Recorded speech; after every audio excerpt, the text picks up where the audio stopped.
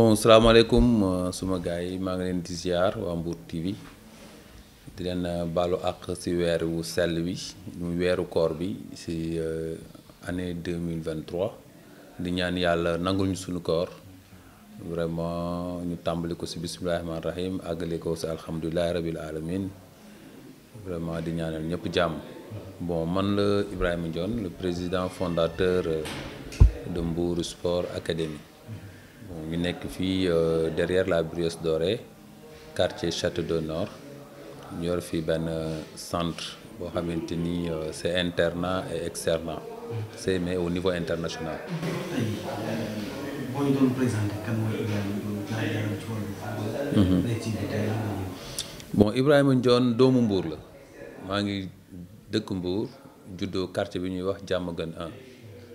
Bon yàlla dogal sama profession ma nekk dans le milieu santé je suis un agent de santé communautaire ma nekk poste de santé Diamaguène 1 bon loolu mooy ma profession mais le football c'est ma passion mu nekk loo xamante ni bëgg-bëgg la ci man dafa nekk ci ADN bi football bi nag li mu ci dugal mën naa jàpp ne ku ñuy wax Matar Mangane la peut-être la nouvelle génération mënuñu ko xam mais Mbour la woon mu nekk xale bu ma yaroon doon ko encadré mu nekkoon ci école football bi ñuy wax Lamine Kane école annexe kooku maa ko encadré woon ba mu dem Stade de Mbour en petite catégorie ba dem Stade de Mbour en équipe senior passion bi nga xamante ni amoon naa ko ci encadrement boobu noonu moo mu jox vérisu vraiment bàyyiloo ma ci football parce que dafa am défi bu ma doon relever à travers Matar Mangane.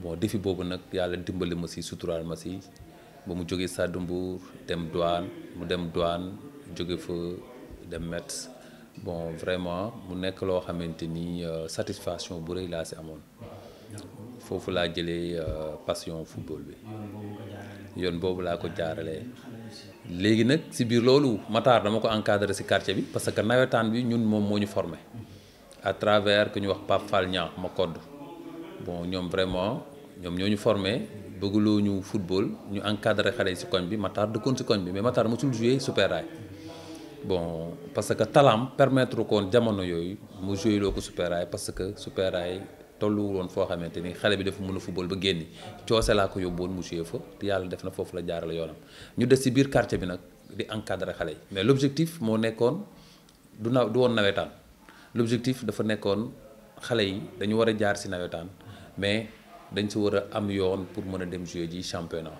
booy xool ci biir Mbour ASC quartier Diamaguène ASC Super Rail rek mooy quartier bi nga xamante lu mu produire ci ay internationaux benn ASC produire ko parce que man sama objectif dafa nekkoon zone su xale yi jouer zone day tombeek équipe bi di dugg hivernal ma caser leen dans les différents clubs dama naan jël oto yóbbu leen Dakar ñi Stade de Mbour ñi MPC ñi ci am chance ma dugg leen ci club yi nawetaan yi continuer ñun suñu équipe daawul sori parce que objectif bi mooy xale yi dem jouer ji championnat bon à travers ça génne nañ ci ñu bari Matar Mangane mooy ki nga xamante ni moom laa njëkk a génne ci football à part Matar Mangane am na ku ñuy wax Sissoko waa Mbour yëpp xamoon nañ ko Diamaguène la doon jouer mu après moo stop demoon Maroc après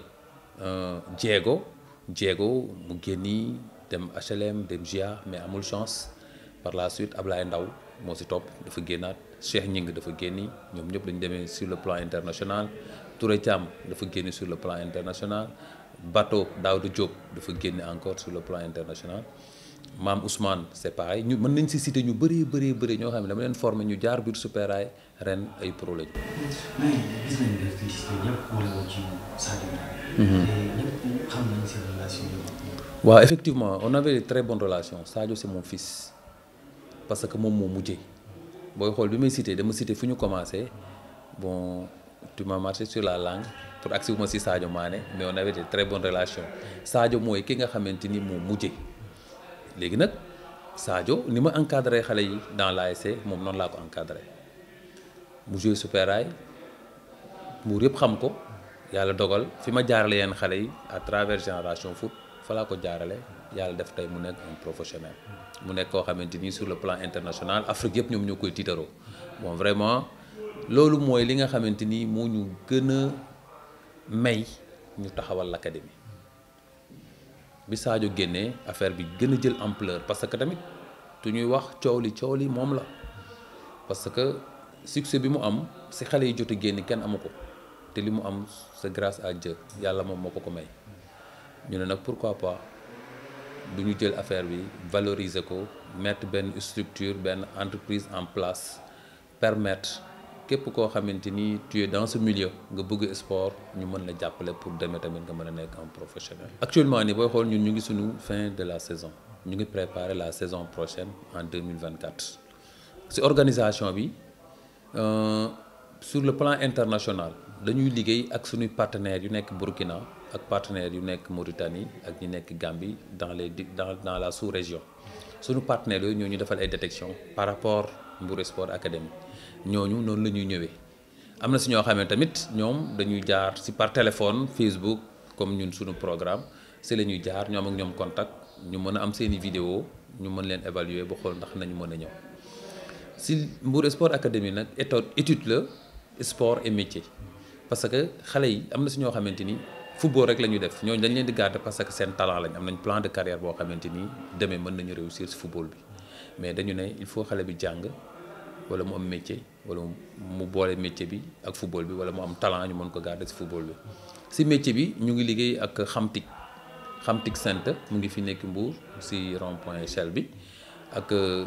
maa ngi de passage maa ngi si profito di nuyu le directeur El Hadj Malick Ndiaye sunu partenaire la bon vraiment mu ñu jàppale si liggéey boobu am na si xale yoo xamante ni tey seen métier mokk na parce que xale bi su ñëwee mu am niveau bi mu am si niveau boobu rek dañuy basé wu pour mën a xam ban filière la mën a def am na ñuy def informatique ñuy gestion mécanique générale électricité et cetera xale yooyu tey ñu ngi fa majeur ñenn ñi cette année mooy seen 3e année dañu war a génne avec seen diplôme en même temps diplôme d'état la pour école bi tamit xale yi booy xool année bii ñu ngi si en cours de la saison mais l'année dernière avec élite de la nation ñun suñu élèves yi ñu fa amoon dañu bokk ci élèves yi nga xamante ni monsieur le maire da leen primé woon parce que bi ñu fiy ñëw ñu ngi amoon moyenne 9 mais ñu ngi terminé saison bi avec une moyenne de 19 kon jàng mi am na ay jéego yu ñu siy def si jàng mi nag dañ si lëkkaloo ak lycée Demba Diop ñu ngi profité tamit di nuyu censeur bi suñu partenaire la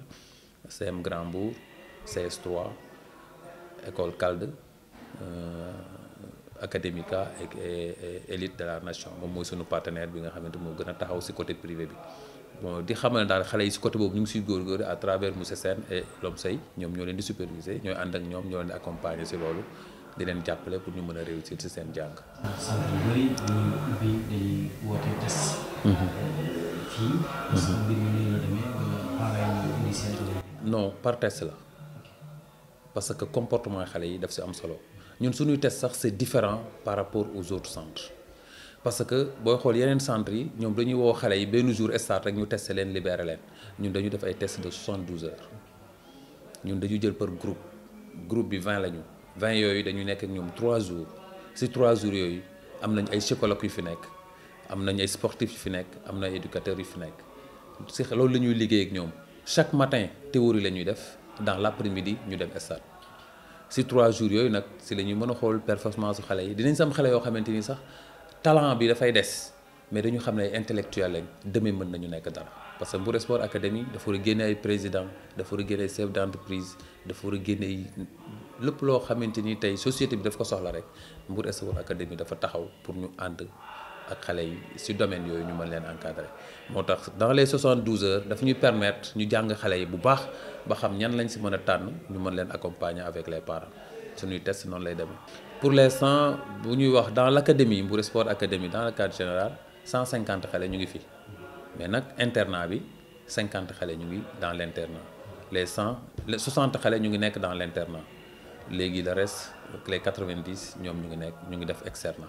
noonu la fonction bi def non yombul liggéey bi yombul moo tax ci liggéey bi dafa am ñoo xamante ni ñoo ma ciy jàppale ñoom lañ ci àndal am na le directeur du centre Mouhamed Dapina ñu gën ko xam ci Maurice Dapina moom moo yor centre bi Amadou Sow le directeur technique moom moo yor le volet sportif am na monsieur Sène le volet éducatif am na monsieur Diouf moom mooy sunu psychologue bon y a des différents yoo xam ne am ñoo xam ne ñoo yor la formation am ñoo xam ne ñoo ne ci cuisine bi am na ñoo xam ne ñoo nekk ñooy technicien de surface yi am na ñoo xam ne ñoo yor lingerie bi bon vraiment c'est un tout ba tax na liggéey bi nu mu jafe noonu moo tax vraiment dañ ko yaatal ba ku ci nekk rek li nga xamante ni tey maîtriser nga ko muy sa domaine ñu invité la ci loolu pour liggéey bi mën a yomb. parce que pour la formation sur la petite catégorie comme petite catégorie bi nga ma woo nga bu poser question booy xool avec CODEF parce que ñun dañu affilié à la CODEF bon avec CODEF ci sélection yi nga xamante ni 2023 bi demoon nañ phase nationale à Diourbel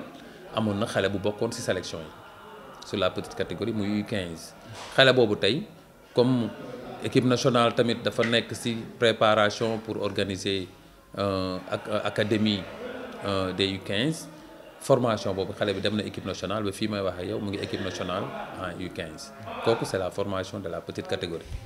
le reste mooy ci mag ñi liggéey bi toll na ci foo xamante ni avec la génération foot daaw 2019 2020 Idrissa dem na jóge na fi dem booy xool 2023 2022 2023 bon ñëpp xam nañ ne ci Coupe d'Afrique bi ñu génni en U17 génération foot am na ñaar ñoo xamante ni dem nañu Metz ci ñaar ñooñu dem Metz ñi leen remplacer fii lañ jógewaat ci centre bi ñoom actuellement ñu ngi génération foot kon wane na liggéey bi dafa am ci fu mu commencé mais tamit am na foo xam ne suñ fa tolloo tamit xale yi duñ leen fi téye dañ leen di bàyyi ñuy dem. effectivement maa ngi ciy profité ci occasion bi di ko nuyu muy Madi Touré moo nekk suñu président d'honneur de l'académie bon vraiment sur tous les plans mu ngi ñu ciy conseiller mu ngi ñu ciy jàppale ba tax na jour bu mu mënti soxla balaa mu ko xool feneen Mbour Sport Academy la koy xool te yàlla dogal na su ko fi xoolee gis ko à travers suñu góor gi Abdoulaye Sarr et Fred ki nga xamante ni moom mooy représentant génération foot au niveau du Sénégal bon ñu ciy liggéey bu am solo yàlla boole nañu ànd bu rafet te vraiment partenariat la boo xamante ni de taille la. ba tey ci wàllu football directeur gis nañu ne génération foot bi fii jàmbaar a ngi fii. nekk ay académie yoo xam ne ñu ngi prôné sur le foot national. parce que USA day viser. pays que yeneen académie. effectivement parce que l'objectif c'était ça parce que tey dañu naan xaw ma nu ko gaañee di waxee borom bitiku mbagg xelam mu ngi ci magasin ñun tey suma xel maa ngi jàpp fi génération fu toll fu jàmbaar toll fu Dakar Sacré-Cœur toll ma toll fa wala ma toll lu raw foofu on est très ambitieux ti sama góor gi wax na ko Abdoulaye Sarr ñëw na fii bi mu ñu visité daf ñu ne Ndione tu as brûlé des étapes dafa am loo tëb dañ lay encourager di la féliciter parce que académie bi yàggul mais am na ci niveau bu mu toll te niveau boobu da nga waroon liggéey 10 ans pour àgg fa mais dans 3 ans tu as beaucoup réalisé vraiment dañ lay encourager kon question bi nga posé noonu xel mi ak xalaat yi mooy demee ñu am suñu yëfu bopp mais suñu sañoon duñu génne département bi nag soit biir Mbour Malicounda Nialing fu ñu ko mën a am ñu wane ne ñun vraiment suñu fief la ñu mën a jàppale surtout xale yi nga xamante ñëw dëkk ci département bi surtout sur le plan international. ci côté boobu tamit ñu ngi leen ciy tàllal loxo parce que Mbour Sport Academy bi mu taxawee ñun dañu dem seeti ñi ñu war a seeti mooy sunu président district tey fii mënuñu fi def leen ci football ci tudd ñu ci président district bi parce que moom moo ŋànk footballu Mbour muy Zof Mouhamed Malick Ndiaye maa ngi ciy profité di ko nuyu. ci biir loolu di profité di nuyu Pape Sidilo mi nga xamante ni mooy suñu président district parce que ñooñu ñoo yor suñu football ak Mbaye Daba bi nga xamante ni c'est le directeur technique du département. ci biir loolu dañoo dem ñu dem seeti monsieur le maire bi ñu seetee monsieur le maire ñu xamal ko ne ko Mbour Sport Academy dafa juddu ci localité bi ñu koy wax Mbour dans la commune de Mbour ti dafa am ay différents pays sur le plan international te ñi fi nekk ñëpp dañu dem ba seen ambassade am seen carte consulat ñu ñëw nekk fii kon mbir mi dépassé na Mbour Sport Academy mbiru commune bi la pour suba soo ko déggee nga xam ne sa fief la am na sa doom yu nekk fii ci volet sport ay ambassadeur la ñu ngi la siy jàppale ñu lay tàllal suñu loxo nga ñëw visiter ñu xool ñu xam si lu ñu nekk pour bu subaa tamit soo ñuy jàppale nga xam foo ñuy jàppale vraiment talal nañu loxo mais ñëwagul c'est promis tey booy xool si suñu affiche yi tu as vu la commune de Mbour de tout cœur avec Mbour Sport Academy soit ñu ñëw wala ñu bañ a ñëw ñun Mbour la ñu dëkk dañ see bokk dafa am waar wuñ fëra béy danañ ko def ñun loolu mooy suñu devoir li si des nag suñu borom la ñu ngi toog di tàllal waa Mbour yëpp loxo képp koo xamante ni gis nga sa bopp te war nga si war a mën a jàpp nga jàpp si mais monsieur le maire kenn war ko si jiit à travers ça bi ñu demee am na ay promesses yu ñu wax dugal nañ dossier yi ñu ngi toog di xaar concernant la subvention de Mbour Sport Academy et tant d'autres am nañ waxtaan yu yaatu tamit def nañ ko l'essentiel li ñu waroon def ñun def nañ ko rek ñu ngi toog di leen xaar. du commune rek waaye ay club yi fi nekk. Sadou. di ko yeneen. di jëli ay joueurs feneen. mais ça mën na nekk bëri effectivement parce que ñun suñu but loolu la parce que man bi académie bi taxawee tous les présidents du club ñu nekk fii si Mbour sollicité naa leen.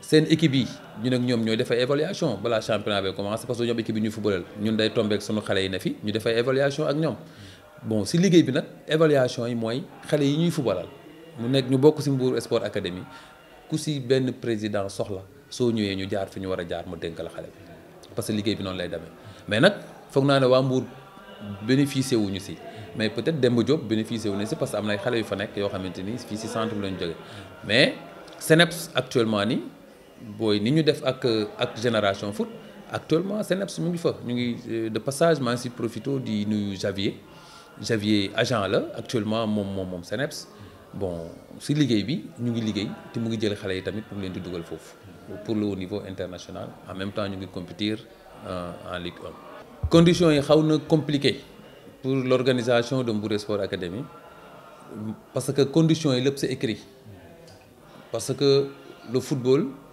c'est du business te lépp lu ñu mënti def dañ ko war a def mu leer parce que suba la li gars yi naan football du biir day xëy wasin tey xale bu ñu mënti jox nit dafa am ay conditions yu ñu lay tegal conditions yi du question looy def ci académie bi mais nga mettre xale bi dans des bonnes conditions mooy benn li jiitu deuxièmement da nga ko fi jëlee mais mu dem pour football bu dee formation ñun mën nañ ko téye mais bu dee football mën nañ bàyyi xale bi mu dem football beneen bi nuñ ko mën a waxee mooy suñuy partenaire dañuy ñëw 3 fois ou bien 5 fois par année fu suñu partenaires yi ñëwee dañuy décrocher xale yi ñu ñëw tamit multiplier seen chance avec suñu agent yi suñu amee chance tamit ñu ne mën a nekk ci leneen conditions yi amul leneen lu dul loolu. tey fii moom franchement parler parce que li ma mën a wax foofu mooy xale yi nga xamante ni dañu nekk fii Mbour Sport Academy majeure partie bi bu dul xale yi fi jot a def 3 ans sur la formation de la petite catégorie amul xale bu ñu formé ñun dañu jóge ci ay club dañu jóge ci ay école football parce que école football bi xale bi su amee 15 ans rek pare na foofu dafa war a dem ci club wala mu dem ci académie xale yooyu en général dañuy ñëw Mbour Sport Academy te xale yooyu ku ci nekk xam nañ fi nga jóge ñun ñooy responsable yi ñun ñoo koy encadrer mais suba lépp loo xamante ni école football bi mu nekkoon war na ko am bu soobee yàlla avec Mbour Sport Academy dina ci jot. ba tey ci wàllu football sur le plan national gis naa Sénégal mu ngi nekk au sommet. ci plan africain. ñu ci bëri jàpp ne formation yi ñu privilégié ci école yi. effectivement bon tey moom laa wax sunu coupe d'Afrique yi ñu am tey muy U17 ak U20 tey génération foot dañ ko see ameel njukkal tey le président de la République ak monsieur Augustin Senghor président de la fédération du Sénégal génération foot dañ ko si war a delloo njukkal ba sénégalais yi xam ne la formation de génération foot dafa am impact bu rëy bu ñu joué si sunu coupe yi ñu am parce que la majeure partie sont des joueurs de génération foot et de jàmbaar kon académie yi loolu dañ ko waroon a wax ba nit ñi dégg ko ba ñu xam ne académie yi ñoo tax ñun ñu am coupe d'Afrique tey su ñu nee coupe d'Afrique Sadio Mané kenn mënu ko si génnee fu mu jóge Mbour Sport Academy la jóge dem génération foot fierté la pour Mbour Sport Academy fierté la pour la génération foot mais fierté la pour toute l'Afrique kon tey loolu ngay wax dañ koy dëggal dañu war a dooleel académie yi dañu war a dooleel centre formation yi pour footballu Sénégal tey fu ñu bëgg mu àgg fa. tey bëri na trophée fi ñëw. mais est-ce que football bi gis nga ci maanaam li football bi jur est-ce que delloo nañ ko ci football. waaw kooku moom duñ si wax lu bari parce que ñun yàlla dogalagul ñu dugg affilié guñu à la fédération suñu dossier mu ngi nekk en cours tey ni fédération dund ak club yi xamuñu si lu bari mais jàpp nañ ne bon am nañu yaakaar peut-être ne dina agsi si club yi parce que xaalisu football la kon nag dañ si war a delloo football bi njukkal bon avec les présidents du club je pense que peut-être am na ay retombées yoo xam ne war nañ mën a ñëw si yow mais su ñëwee si ñoom tamit lu jaadu la lu war a am la parce que football bi loolu moom moo koy dundal ñoom ay infrastructure yoo xamante ni dañu permettre suñu liggéey mën a yomb exemple comme Mbour benn stade moo fi nekk mais ñaata club ñoo fi nekk ñaata école football ñoo fi nekk te ñëpp ñu ngi soxla kon si condition yooyu dafa war a permettre ñu mën a defar ay stade defar ay terrain yu baax defar ay annexe bon suñu maire foog naa ne projet yooyu mu ngi si ñu ñaan yàlla rek suñu borom yàlla na ko may mu àggale. Mbour Sport Academy ñun dañu am vision bu ñu doog a commencé ñu ngi commencé terrain supérieur bi ñu ñëwee stade de Mbour stade Caroline Faye am ay problème dañu dem gis monsieur le maire Fallou Sylla ñu demandé woon ko si ginnaaw Auchan bi espace boobu ñëpp xam nañ la fa nekkoon ay xale yoo xamante ni vraiment ñu doon def naka sunu noonu ñoo fa newoon ñu demandé ko mu ne ndax mën ngeen ko defar ñu ne ko mën nañ ko defar def nañ fa 700 000 pour mën a baliser sunu terrain foofu ay tracteurs lañ fa indi ñu baliser sunu terrain suñu amee stade ñu dem stade Caroline suñu amul ñun ñu ngi sunu terrain moo tax liggéey bi ñu am ni vraiment performance bi ñu am loolu moom moo ñu ko may. ñuy profité aussi occasion boobu di remercier monsieur Fallou Sylla Cheikh Issa bi mu ñëwee tamit mu gën ko valoriser xamal nañu ne fii mën ngeen fi nekk liggéey ba jamono yu ñu ko soxlaa ñu jéem a xool nan la ñu mën a continuer liggéey bi. ba tey ci côté formation bi. parce que xale yu bëri bu ñu amee bac dañuy génne Mbour. parce que université lañ jëm wala yeneen. prévoir ngeen ci ay solution. effectivement parce que la formation de Mbour Sport Academy dañu ne étude et sport xale bi tey su amee bac mu am talent waru fi toog. dafa war a nekk si yoon tey am na si xale yoo xamante ne football bi amuñu si yaakaar si ñoom ñooñu ñu ngi préparer ñoom seen avenir demee tamit la ban formation la ñu war a def pour ñu encadrer leen si parce que ñi fi nekk ñëpp mënuñu réussir si football kon si biir liggéey bi fii am na si ñoo psychologue yi ñuy liggéeyal am na liggéey bi ñu def si xale yi pour yow soo réussir si football lan nga war a mën a doon si liggéey boobu ñu ngi siy liggéey pour mën a xam xale bi tamit suba lan lañ ko war a mën a encadrer kon je pense que liggéey bu yaatu la te ñu ngi si xalaat comme ni nga ko xalaatee xale bi su demee ba am bac mu am chance pour ut yoonu football day dem su amul chance pour yoonu football am na option boo xamante ni ñun tamit dañ ko si encadrer pour la formation. non sport moom c'est un tout suñu nee sport rek étude et sport mën nañ jàpp ne discipline yëpp xañ na si mais pour l'instant dañu démarrer ak le football mais foot féminin bi mu ngi si basket bi mu ngi si handball bi mu ngi si parce que am na ay doomu Mbuur yoo xamante ni loolu seen i option lañ pratiquer nañ ko xam nañ ko ñu ngi leen di tàllal loxo ku si am idée boo xamante parce que man football laa xam football laa mën a def. tey su ma gisoon tey un Babacar boo xamante ni suñu ancien internationaux si football si basket wala handball mu ñëw taxaw mën nañ ko taxawal parce que c'est possible parce que man noonu laa koy analyser su ko defee ay mesures d'accompagnement la rek ñu mën a àndandoo xale yi def handball si biir Mbour wala ñu def basket si biir Mbour ñu mën leen encadrer ñoom tamit pour ñu mën a dem au niveau international. Mbour Sport Academy mu ngi nekk fii si biir Mbour si biir Ross Dorée foo taxaw laajte Mbour Sport Academy di nga agsi nga bon numéro bi mu ngi nekk 77 531 14 82 77 531 14 82 benn numéro boobu la am te ñu ngi siy liggéey liggéeyu Mbour Sport Academy nag yaatu na tey booy xool récemment décentralisé nañ au niveau de Gandigal 2024 équipe pro bi Gandigal lañ koy basé l'académie va rester ici kon moo lay woon ni vision bi yaatu na te Mbour Sport Academy ni mu ñëwee fii Mbour am fi Gandigal noonu la ñu bëggee ko mu amee ko Mauritanie mu amee ko Côte d'Ivoire mu amee ko Kaolack mu amee ko feneen mu amee ko feneen parce que Mbour Sport Academy si tànk yooyu lay taxaw te damay profité aussi occasion bi tamit di nuyu suñu partenaire ñu koy wax à part la génération foot à part le bonheur de demain à part la commune de Mbour ñuy féliciter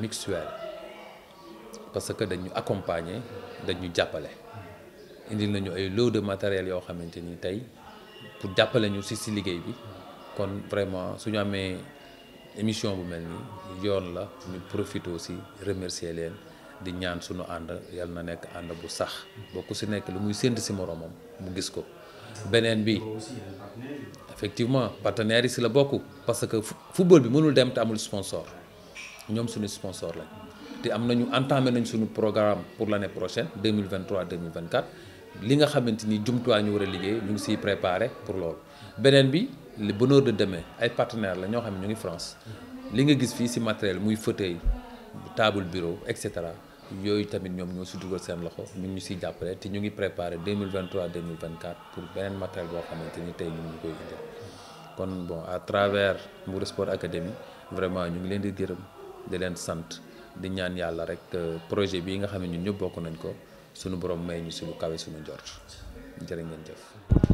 Oui, d'abord, avant de présenter, je dis bonjour à tout le monde et je dis aussi bon Ramadan. Ça tire à sa fin et qu'Allah fasse que l'on assiste à la fin de ce Ramadan, Inch'Allah. Oui, je m'appelle Elhadj Mohamed Dapina, directeur sportif de Mbour Sport Academy. Vous savez, moi, modestie à part, je vis le football. Je suis né dans un milieu footballistique, pas de footballeur, mais très tôt, je me suis imprégné du football. Je vis le football. À mon âge, vous allez être peut-être surpris, à un certain âge, je suis entraîneur de football, diplômé 2e degré. Je suis né dans un grand club, je préfère ne pas nommer. C'est le plus grand club du Sénégal. Je suis né, j'ai fait mes armes donc, avant de venir à Mbour. Et quand je suis arrivé aussi à Mbour, Mbour m'a tout de suite adopté. Vous savez, le milieu sportif, ça ne triche pas. Et quand Mbour m'a adopté, et je peux vous demander, de vous demander s'il vous plaît, parce que quand je parle de ça, il y a une des personnes qui m'a amené au stade de Mbour, qui malheureusement est décédé il y a 2 ou 3 jours. Et paix à son âme, je peux le nommer, pour ne pas le nommer, c'est M. Doud Cissé, dit Pancho. Que Dieu l'accueille à son paradis. Donc avec Doud Cissé et tant d'autres, Laïssar, Karim Sarr, bon, ils m'ont amené au stade de Mbour. J'ai vu le stade de Mbour, j'ai vu les juniors. J'ai vu les juniors du stade de Mbour. Parce que moi, j'ai toujours été à la petite catégorie dans mon grand club. Et j'ai eu les petites catégories. Beaucoup de noms sont sortis, sont passés entre mes mains. Modestie à part encore. Donc je connais bien la petite catégorie. C'est de là que on m'a confié le stade de Mbour, l'équipe junior du stade de Mbour. Et j'ai passé de beaux moments avec eux. Ensuite, j'ai été adjoint au niveau du stade de Mbour en l'équipe senior. Et à un moment donné, j'ai eu l'équipe senior aussi. C'était pas facile. Bon, il n'y avait pas les moyens qu'il y a maintenant. Mais franchement, encore une fois, je remercie la ville de Mbour pour avoir pu me donner cette chance de parfaire ce que j'aime sur le football. Mais je suis hôtelier de formation aussi. Donc voilà, je suis hôtelier de formation, j'ai toujours travaillé dans un hôtel. Ouais, vous savez, Mbour, j'ai oublié de faire un petit coucou à mon frère, à mon ami Kopangay. Ouais, bon, je suis à Mbour, je suis mourois. Hein. Je suis né à Dakar, mais je suis mourois parce que ça fait maintenant, j'ai ma famille, mon épouse est mouroise, sa maman est mouroise, mes enfants sont nés à Mbour. Il y a que mes enfants sont nés à Mbour, j'ai qu'un enfant qui n'est pas né ici, qui est né à l'extérieur, mais tous mes enfants sont nés à Mbour. Donc je me considère comme mourois. Je suis mourois, je travaille ici, j'ai pris ma retraite ici, j'ai mes maisons ici. Donc, alhamdoulilah, je suis mourois, je me considère comme un mourois. Donc, le football et moi, c'est une histoire de... Ça ne peut pas finir, ça ne peut pas finir. Donc, bon, Mbour Sport Academy, ce qui m'a lié avec Mbour Sport Academy, c'est que ça a commencé avec Imou Ndione, le président fondateur. À un moment donné, j'étais aussi dans les Nawetan. La première équipe que j'ai eue ici à Dakar, j'ai eu des équipes.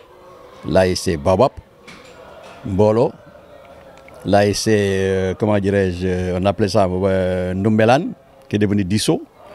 Donc mais l'équipe qui m'a le plus marqué, c'est Babap. Parce que j'ai fait 17 ans, j'habite pas à Babap. C'est après que je suis venu à Mbolo, parce que j'habite à Mbolo, j'habite à Liberté 1. C'est là où j'habite, là il y a ma famille depuis 58. Je suis natif du plateau. Après, on a habité à la Gueule-Tapée, après la SCAF Liberté 1. Donc, moi, le football, excusez-moi, c'est une longue histoire. Alors, ce qui me lie à Mbour Sport Academy, c'est avant Mbour Sport Academy. C'est ce qui me lie à Imou Ndione. Très important. Quand je quittais chez mes beaux-parents à 11 novembre pour venir à Diamaguène, Imou Ndione a été le premier. Il est venu chercher mes bagages. J'avais le stade de Mbour en même temps. À un moment donné, j'ai arrêté les Nawetan. Et j'ai entraîné. La première équipe que j'ai oubliée, excusez-moi, c'est Baïmadi. AIC Baïmadi, ça fait longtemps. Baïmadi Hambourg. Après, maintenant, c'est ça, des changements. Mais moi, c'est Ibu Dione qui m'a... Donc, j'ai été au niveau de Super Rail, au temps de celui dont vous savez. Moi, je préfère ne pas prononcer son nom. Entre nous, c'est rien du tout. Bon. Alors, donc, Super Rail, avec Ibu Dione. Bon, j'étais avec le directeur technique avec Amadou Sow, qui est là, qui est le directeur technique que vous allez entendre tout à l'heure. Et on a vraiment, on a cravaché, on a eu à faire revenir Super Rail vraiment à un certain niveau. Mais Super Rail aussi, vous me permettez de remercier tout le quartier de Guinaw Rail et surtout les habitants de Super Rail. Donc Ibu Dione, c'est un fils pour moi. C'est un frère pour moi, c'est un neveu pour moi et c'est un parent pour moi. Parce que c'est à travers son papa, paix à son âme, que Dieu l'accueille à son paradis. Et après moi, j'ai laissé tomber les navétanes, parce qu'avec l'âge et tout ça, les enfants, tout ça. Donc je suis resté, je n'allais plus au football, je n'allais plus au navétanes, parce que tout le monde me connaissait dans les navétanes, tout ça. Donc, et c'est Ibu Dione qui a créé Mbour Sport Academy. Il m'a même piégé. il m'a piégé, il a créé le Mbour Sport Academy, il ne m'a rien dit. Et quand il a fini, il est venu me voir. Il m'a dit, voilà, il y a ça. J'ai dit, ça c'est quoi? Il me dit, voilà, je te le présente. Et j'ai vu mon nom dessus. J'ai dit, et ça, il me dit, non, non, je ne fais rien sans toi.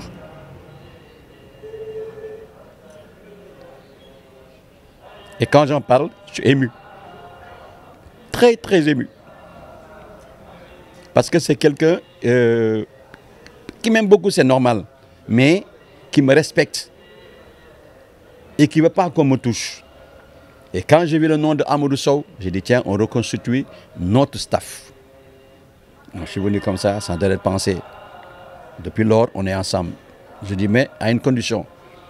Je ne suis pas technicien, je ne vais pas être technicien, je ne vais pas être sur le banc de touche, parce que j'ai promis à mes enfants. S'il y a eu des antécédents avec le stade de Mbour, ce n'est pas la peine d'y revenir.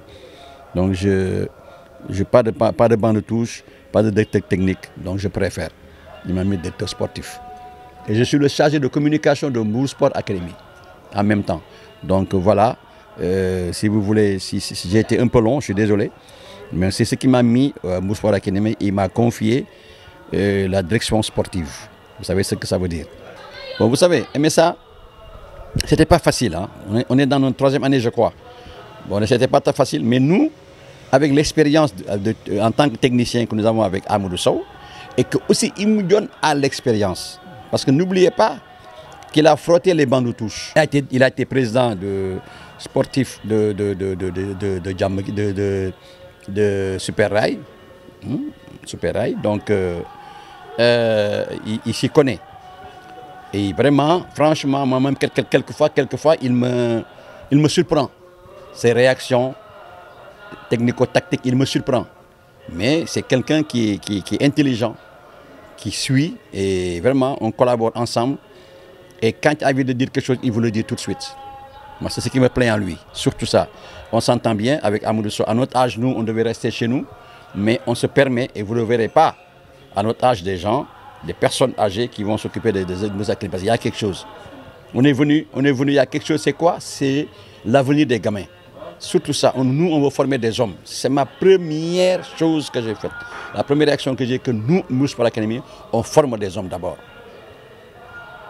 Moi, je m'occupe du centre. Je m'occupe du centre. Je m'occupe de la restauration, de l'hébergement, parce qu'il y a des internes et tout ça. Et je m'occupe aussi du comportement des gamins. Inbox, le comportement in et out de l'académie. Quand ils sont dans l'académie, il y a un comportement à avoir. Et quand on sort, on est ambassadeur de Mbour Sport Academy. Donc on doit y avoir un certain comportement. Vous voyez bien, ça, on y tient. Comportement vestimentaire, comportement sur la propreté, sur tout. Même à l'école, quand tu vas à l'école, nous, on te suit.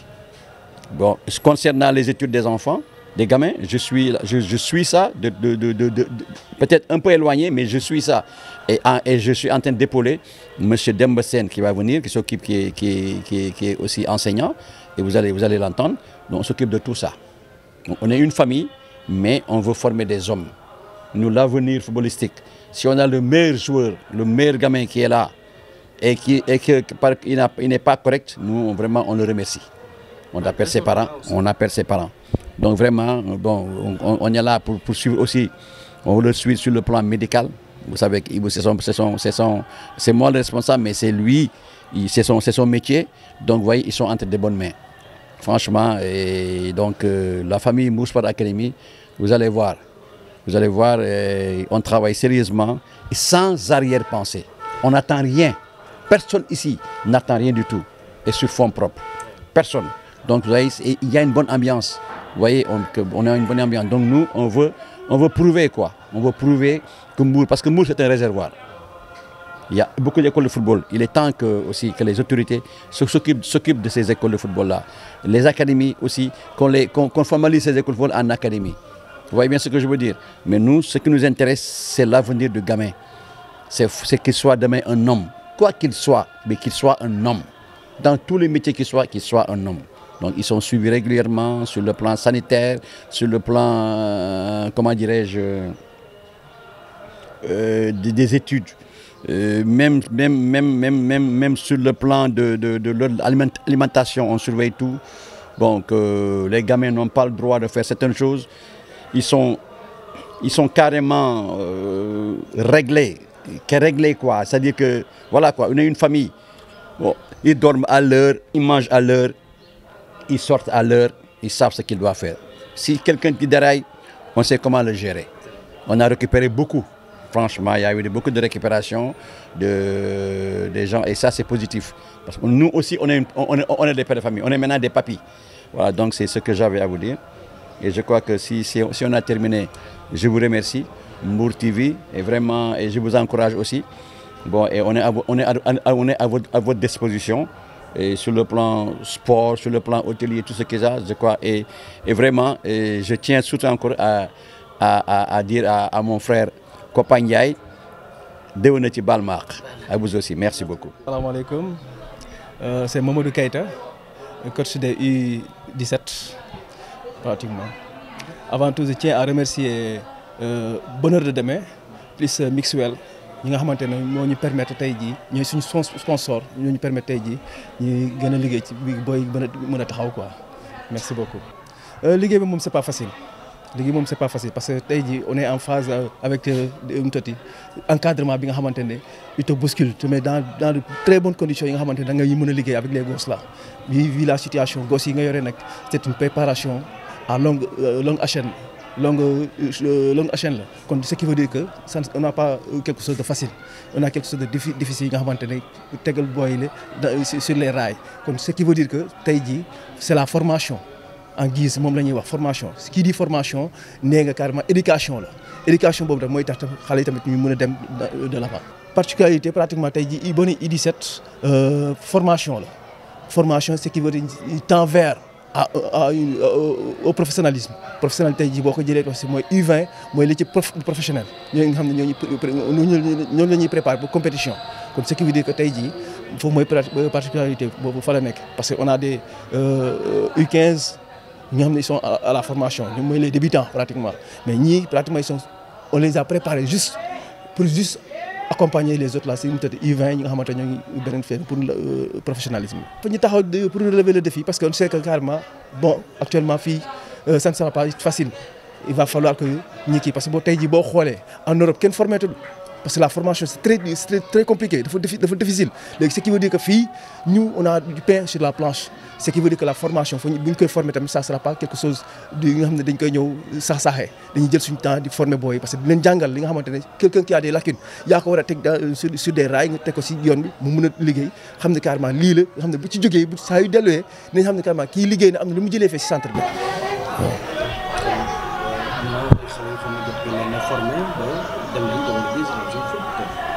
waaw on a des gosses yi nga xamante ne bon formé nañ leen dem nañ te moom la ñuy ñaan te bu soobee yàlla tamit na gën a continuer tamit bu yokkul bu mu wàññeeku mooy suñu souci tey jii parce que tey jii tout un chacun tous les gosses là tey jii koo mënut a laaj ne la je rêve d'être un professionnel parce que on sait carrément que tout un chacun tout le monde ne peut pas être des professionnels am na yenn yi nga xam ne daal il faut savoir les canaliser dès à présent waaw. waaw carrière football bi lu néew la joueur tey jii carrière bu néew nga ciy am boo xoolee bu kii bi bu ëppee ba ëpp ay 10 ans de carrière nga ciy def bu weesoo c'est fini léegi ce qui veut dire que ñun dañuy préparer boo xoolee fii nii à des gosses yi nga xamante ne sont des étudiants dañuy jàng di football sport et étude la ñuy wax ñenn ñi ils font la formation dañ leen di former ñenn ñi ñu ngi leen di dugal ci yeneen pàcc yi nga xamante ne ñuy former seen bopp ñu xam ne carrément lii moo di xaar bu fekkente ni football bi demul ñu xam ne carrément ñu préparer sur ça ñu mën a continuer sur ça incha allah mooy suñu souci parce que tey jii ñun dañuy former pour jaay mais suñu souci tey jii bu ñu formé bi jaay enseignement ñun dañ bëgg a jël suñu propre autonomie nga xam ne gars dañuy nekk seen une équipe bi nga xamante ne dañuy nekk booy dañ fay signé dem seen yoon mooy suñu souci tey jii bien vrai que c'est la formation dañuy former en même temps dañuy préparer à l'équipe pro bi nga xamante ne bu subaa ñun bu ñuy kéré dañuy carrément préparer pour jaay mooy suñu souci actuellement incha allah mu ngi ci yoon am nañ ko soobee yàlla fii mu ngi fi y a du talent loolu on n'en parle pas waaye gëm nañ booy te xam nañ de quoi ils sont capables waaye.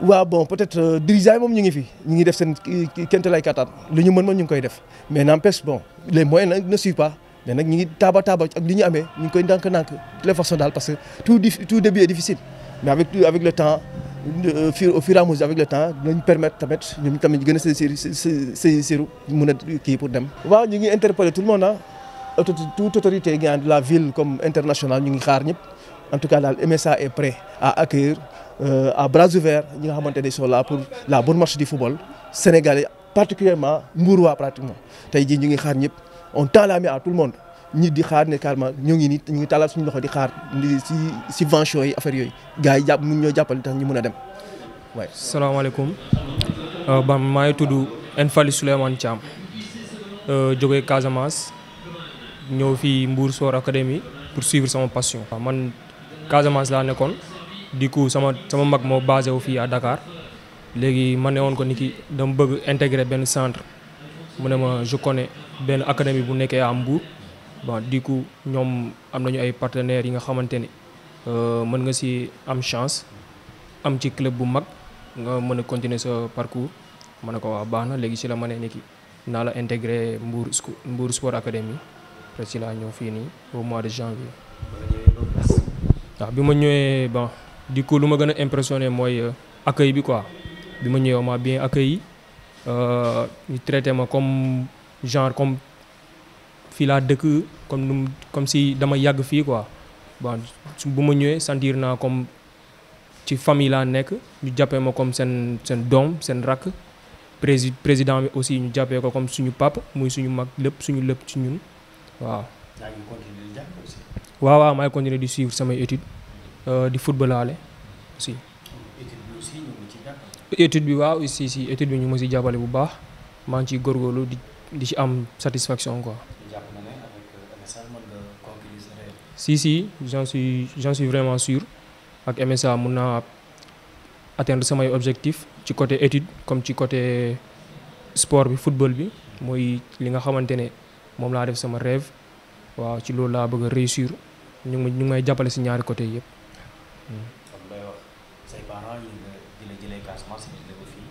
waaw samay parents di leen wax rek ñu gën ma yokkal ñaan ñu rassuré ñu xam ni seen doom ma ngi si jàmm li ma leen wax tamit ni ki maa koy ñëw wut fii maa ngi ciy nekk te ñu ma si jàppale bu baax aussi. waaw côté football bi ak côté étude bi yëpp Mbour institut bi ñu ngi ma si jàppale ñu ngi siy taxaw ñëpp. même du man kese am na yeneen boy yu fi nekk tamit dañuy jàng di football ñu ngi leen ñuy taxaw si ñaari côté yëpp di leen suivre. non xanaa peut-être kii bi rek famille bi ni ngay soree famille bi rek loolu rek moo lay xawat kii mais à part ça moom côté lekk bi dañuy lekk bu baax waaw dañuy traité comme fu ñu jógee lu ñu bàyyi suñu kër bu ñu ñëwee fii moom lañ fi fekk amul différence waaw ñu ngi ciy sant yàlla bu baax. waaw di remercier suñu président waaw di remercier partenaires yi aussi waaw di xam ni que liggéey bi dina continuer te yàlla nañ ci yàlla defal jàmm tamit incha allah ok merci beaucoup. Bonsoir, je me présente coach Alain Joseph Diémé, coach formateur de la petite catégorie les U12 B13 B14 sax dama koy laal. Oui, effectivement, parce que quand on parle de football, à bas âge lay commencé xale nag loo ko tàggat après li si des moom àggali rek la donc ñun ñooy jël xale yi def ci ñoom fondement bi après jàllale ko ñii ñëpp wax fii je pense que si ñun lay jógee ñun ñu jàllale leen waaw. nu muy demee xale yu ndaw nga bëgg leen a football lu tàggat leen yar leen aussi dina compliqué peut-être.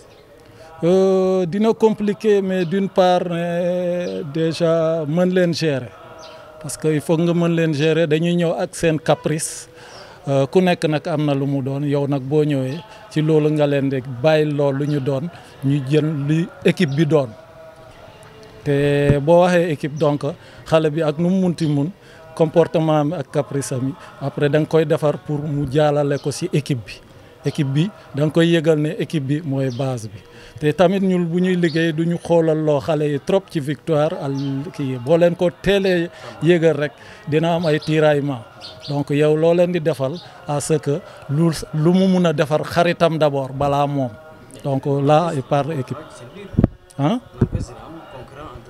waaw xale nag concurrence ci foofu ci xale la gën a bëri mais tamit lépp li nga xam ne yaa ngi ko koy jëlee rek bu xoolee xale bi d'abord yow mi di ko yore da ngay delloo sa bopp comme xale di raisonner comme xale nga mun koo yore bu boobaa nag après suba boo ko jàllalee ne ko lii day xam ne effectivement nu muy wax ak yow noonu la naree waxee ak xaritam.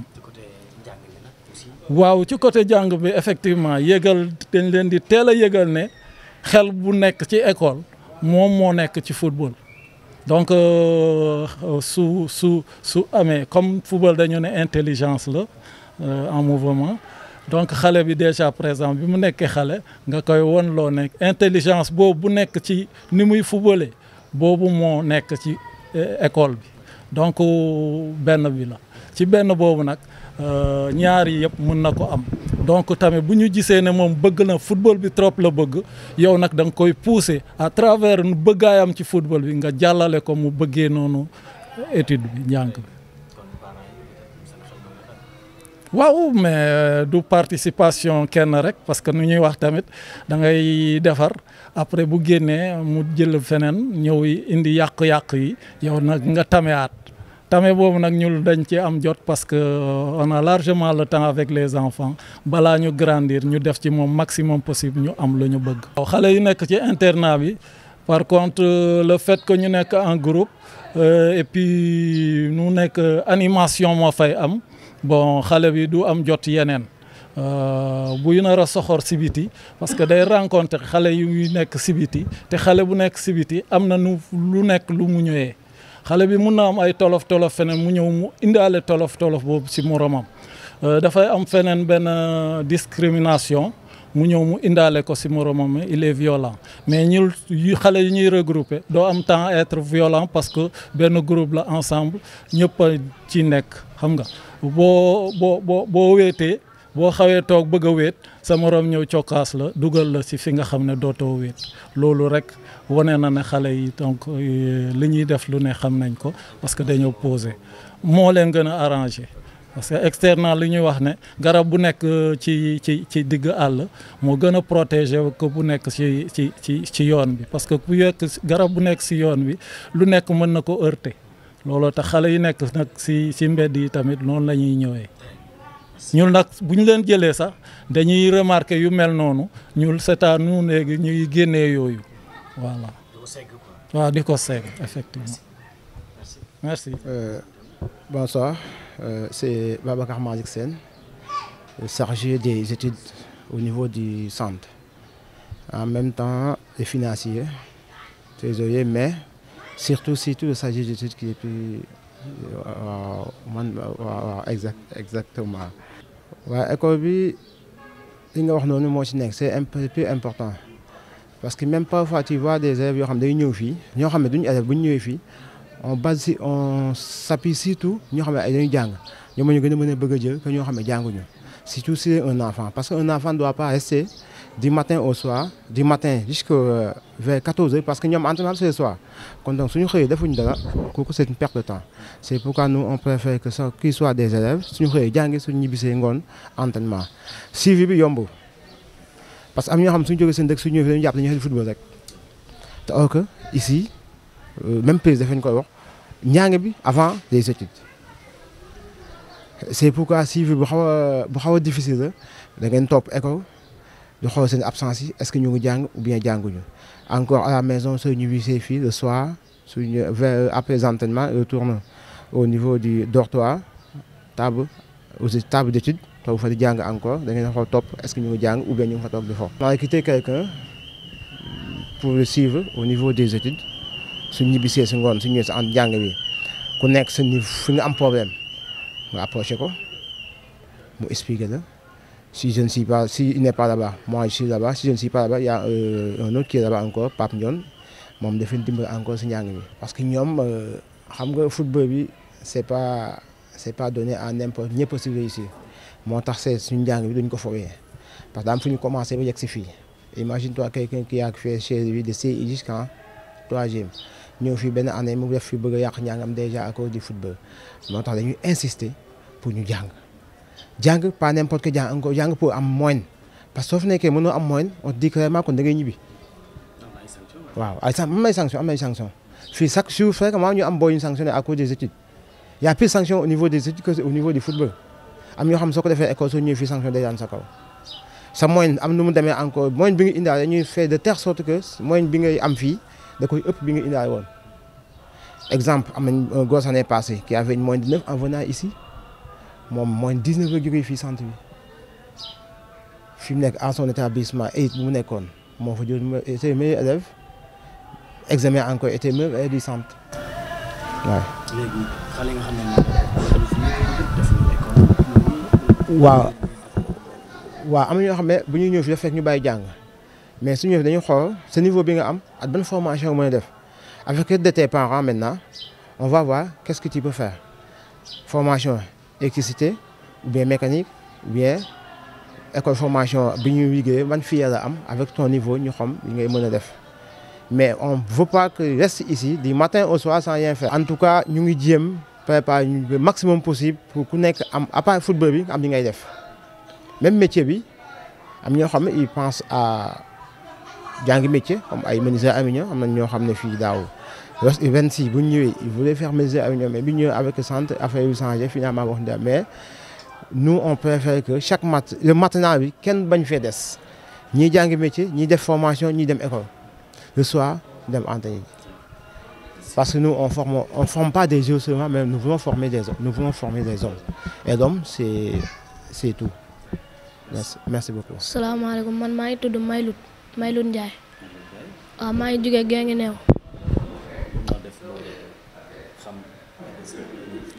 waaw man benn école de foot laa nekkoon après maag sama benn xarit mu daal di mu gis fii mu ne ma fii baax na trop tonton mu ne ko fii baax na léegi après mu noonu laa def ba ñëw fi fii c'est bien de waaw bu ma fi ñëwee ba léegi moom maa ngi gis ay avancement entraînement yi baax na trop ak cadre de vie bi baax na trop waaw. par rapport ak nga nekkoon fii. waaw école de foot bu ma nekkoon ak par rapport ak fii nii fii laa gën a gisee ay avancement tal waaw maa ngi dem ay test di réussir yooyu noonu waaw baax na. kon jàpp nga ne lépp loo soxla ci sa formation am na fi. waaw am na fi kay am na fi de plus tamit. kon coach yi ñu lay teg ci condition yu baax jàpp nga ne seen xam-xam war nga ci mën a basé wu pour percer. waaw luñ may wax booba léegi bu ma koy déglu maa ngi si am ay avancement yu bëree bëri. samay parents moom maa leen di wax fii ñu ngi may toppatoo bu baax tamit ñu bañ a am lu ñuy jaaxle yooyu noonu. seen xel daal quoi. waaw yaa ngi ci loxo yu baax. waaw yaa ngi lekk yaa ngi naan. waaw maa ngi lekk maa ngi naan ba suur kay. yaa ngi football aussi. waaw maa ngi football. yaa ngi jàng. waaw maa ngi jàng bu baax a baax. waaw ça marche. Très bien. Merci beaucoup. waaw. Bonsoir monsieur, je m'appelle Adama Sey, je suis chargé du volet socio-éducatif de Mbour Sport Academy. Alors en même temps aussi technicien du foot. Mais pour le moment maa ngi ci volet socio-éducatif bi parce que dafa am solo parce que affaire bi du football kese jouer au foot taper le ballon bon c'est pas ça hein. On peut pas tout le temps courir derrière un ballon. Il y a autre chose que le foot cache mooy volet comportement attitude et le caractère de ton adulte. Donc je crois que yooyu tamit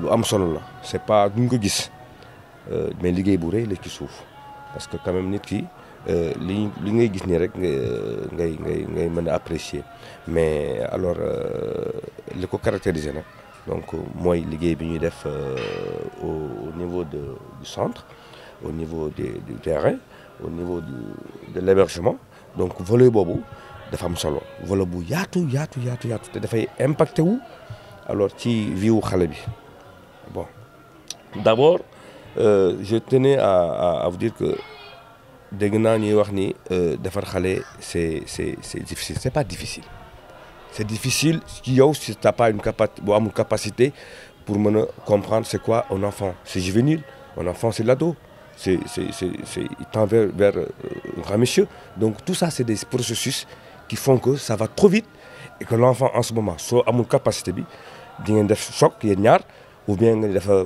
voilà tu as mal tiré alors que peut-être jaru ko woon il suffit que tu as le niveau et tu sauras gérer la personne bon c'est vrai faire une maison comme on dit souvent hein il est plus facile que de faire une personne oui là je suis d'accord parce que quand même xale nit la carbone la matière carbone la donc dafa am loo xam ni li mu mën a produire yow loolu ngay xool mais doo xool xale bi nii rek mais aussi xale bi amul temps di la xaar parce que il va grandir il mange il grandit et puis il va se confirmer il va s'affirmer mi ngi xool ci ay moromam di toppandoo donc boo def attention rek là il y aura problème donc ci volet boobu ci lay remercier un peu le staff et le président je suis à l'aise en tout cas ci volet boobu hein bien vrai que je peux exercer d'autres trucs mais là-bas c'est encore très intéressant et je m'épanouis voilà donc pour le moment c'est que j'avais à ouvrir le débat discuter un peu avec vous. Ah oui parce que il y a un engagement que le président a fait. Attention, il faut pas qu'on voit les enfants. Moi personnellement, je pèse à chaque fois l'engagement du président par rapport aux parents de ses enfants. Par exemple, imagine un parent qui amène son enfant après 200-300 km par exemple. Alors c'est parce qu'il y a un engagement. Alors les enfants, il arrive ici, il dit que moi j'aime le foot. C'est vrai, le foot, il a fait sa promotion. Tout le monde maintenant aime le foot, hein. Même les vieux aiment le foot. Tout le monde aime le foot. Donc c'est pas ça le problème. Le problème c'est qui aime le foot? À quel âge? Donc un enfant par exemple qui a l'âge d'aller à l'école, alors il dit que moi j'aime le foot, il va rêver. Parce qu'il n'a pas encore conscience des études. Il pense que le foot, avec les milliards qu'on parle, tu as vu, ça fait rêver. C'est là où il y a piège. Il faut faire très attention avec le foot. Il n'y a pas que le foot, il y a d'abord les études. Parce que ce sont les études qui font le caractère de ton adulte. Il y a des enfants, tu les vois, il arrive, il aime le foot, oui. Le parent, il débourse de l'argent pour le prix de son enfant, mais l'enfant n'a pas conscience. Mais par exemple, nous, de mon côté, c'est à chaque fois, voilà c'est là où j'interviens le plus souvent. C'est-à-dire, je discute avec l'enfant, je lui fais comprendre. C'est pas forcément. Tu aimes le foot, moi j'aime le foot. Le président aime le foot, tout le monde aime le foot. Mais c'est pas forcément synonyme de réussite. Ta réussite, c'est d'abord les études.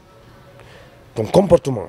Le problème de comportement, c'est pas un problème parce qu'on est ensemble. Il y a les autres qui sont là. Il y a le président qui booste, qui fait un travail extraordinaire par rapport aux enfants.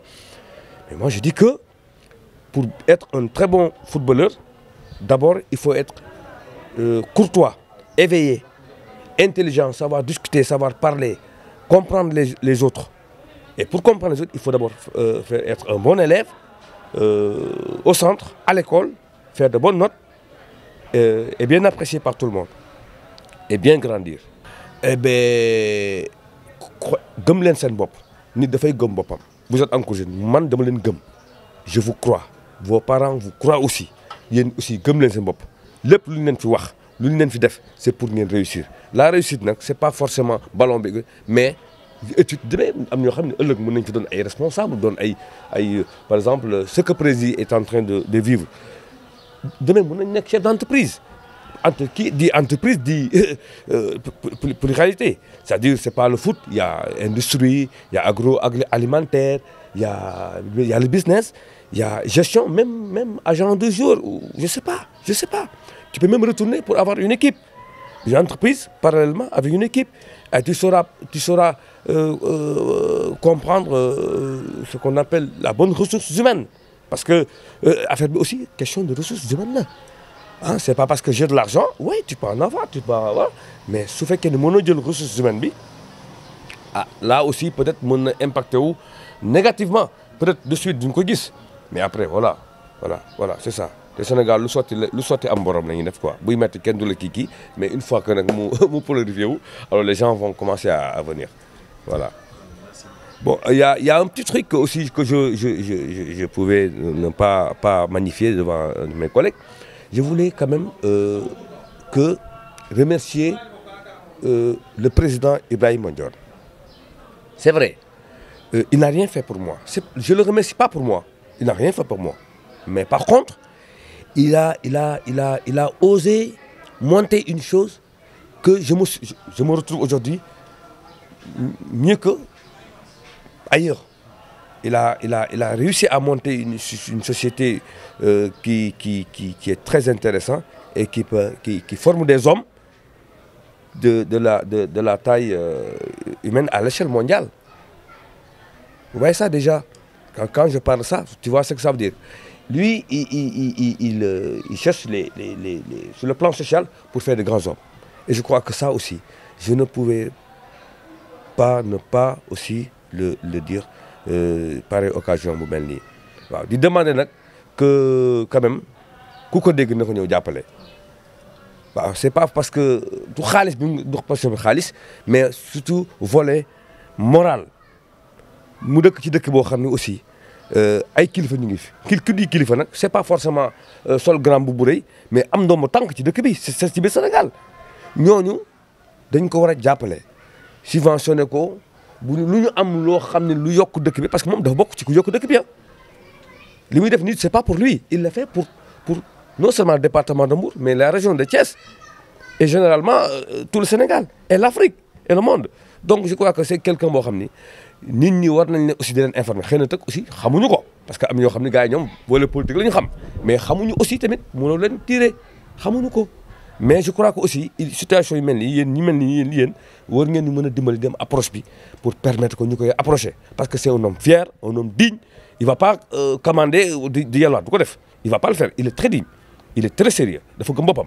Donc je crois que mel noonu mel yéen aussi yéen a ko war a jàppale ñëw di xool nit ñi nga xam ni ngeen leen orienté pour créer leen ko ay benn link boo xam ni dina mën approcher nit ñi bu ko defee alors voilà pour le bien du département de la ville de Mbour en général voilà.